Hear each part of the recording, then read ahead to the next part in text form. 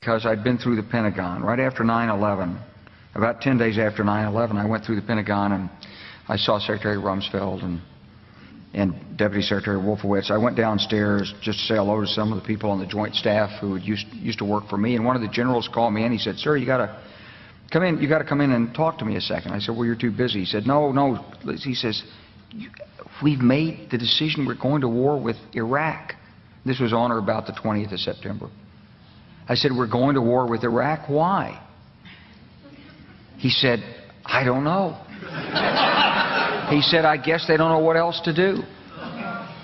So I said, "Well, did they find some information connecting Saddam to Al-Qaeda?" He said, No. He says, "There's nothing new that way. They just made the decision to go to war with Iraq." He said, "I guess it's like we don't know what to do about terrorists, but we've got a good military and we can take down governments." And he said, "I guess if the only tool you have is a hammer, every problem has to look like a nail." So I came back to see him a few weeks later, and by that time we were bombing in Afghanistan. I said, "Are we still going to war with Iraq?" And he said, "Oh, it's worse than that." He said, he reached over on his desk, he picked up a piece of paper, and he said, I just got this down from upstairs," meaning the Secretary of Defense's office today, and he said, "This is a memo that describes how we're going to take out 7 countries in 5 years, starting with Iraq and then Syria, Lebanon, Libya, Somalia, Sudan, and finishing off Iran."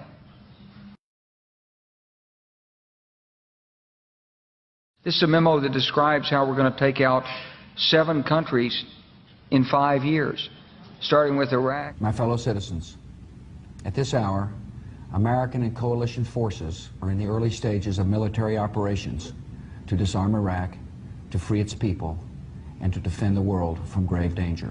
And then Syria. We had a chance to talk about a wide range of international issues, including the situation in Syria.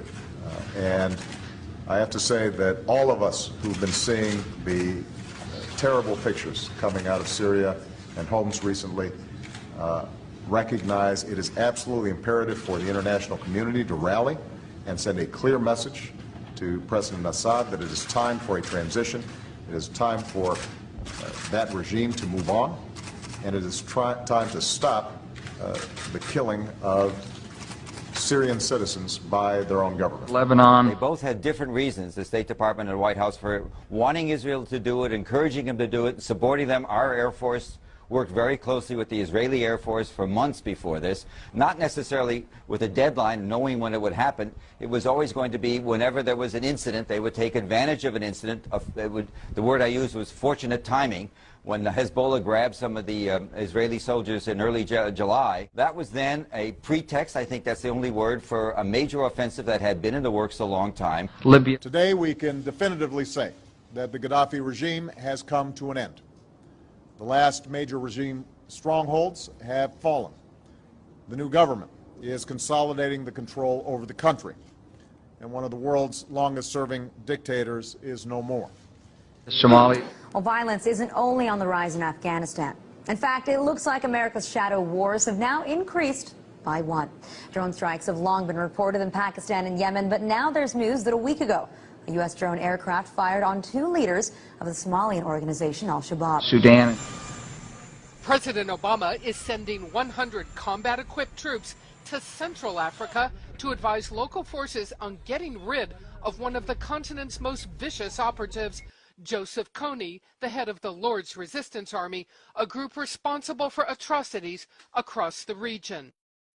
It's the first open deployment of U.S. ground combat power to Africa since the Black Hawk Down incident in Somalia in the 1990s that killed 18 troops. U.S. troops may wind up now in Uganda, South Sudan, the Central African Republic, and the Democratic Republic of the Congo. It's part of a growing military effort to engage in Africa. Finishing off Iran.